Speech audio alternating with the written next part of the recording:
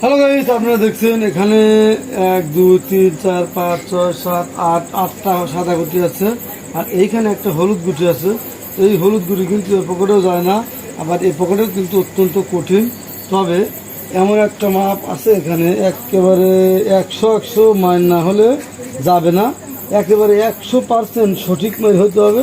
অর্থাৎ একটু 19 হলে কিন্তু গুটিটা পকেটে যাবে না। তো দেখুন, তবে এই গুটির কোনো গুটিতে কিন্তু টাচ লাগা যাবে না।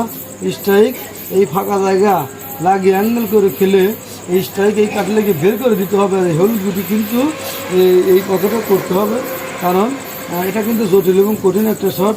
আর যদি আপনি এইখান থেকে মারেন, তাহলে দেখুন, যদি এইখানে এইভাবে সোজা মারেন তাহলে কিন্তু এটাই লেগে স্ট্রাইক কিন্তু আবার এখানে লাগছে। আর এই স্ট্রাইক যখন এখানে লাগবে তখন কিন্তু আবার গোলমাল পাকতে পারে, এইগুলিকে বাধাও দিতে পারে। তো আমি একটু অ্যাঙ্গেল করে খেলবো যাতে স্ট্রাইক এই কারে লেগে বেরিয়ে যায় আর এই হলুদ গুটি সুন্দরভাবে ধীরে ধীরে এই পকেটে চলে যায়। তো দেখুন এবং শিখুন কীভাবে আমি এই হলুদ গুটিটা মিষ্টি মিষ্টি করে এই পকেট করি।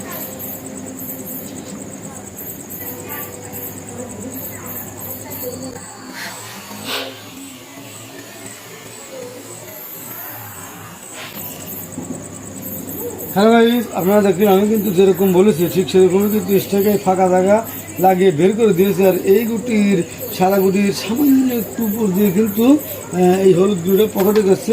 অর্থাৎ এই লেভেলে দেখেন সামান্য একটু, কিন্তু একটু নির্বিশলে কিন্তু গুটিটা পকেটে যাবে না, কারণ এই গুটিতে কিন্তু বেঁধে যাবে। আবার বেশি উপর দিয়ে যদি যায় তাহলে গুটি কিন্তু এই লেভেলে চলে যাবে। তো যাই হোক, এইরকম হাজার হাজার মায়ের আছে, আমার চ্যানেলে আছে, চাইলে দেখে আসতে পারেন। আর যদি নিত্য নতুন মাছ শিখতে চান অবশ্যই বেল বাটনটি অন করে রাখবেন। ভালো থাকুন, সুস্থ থাকুন।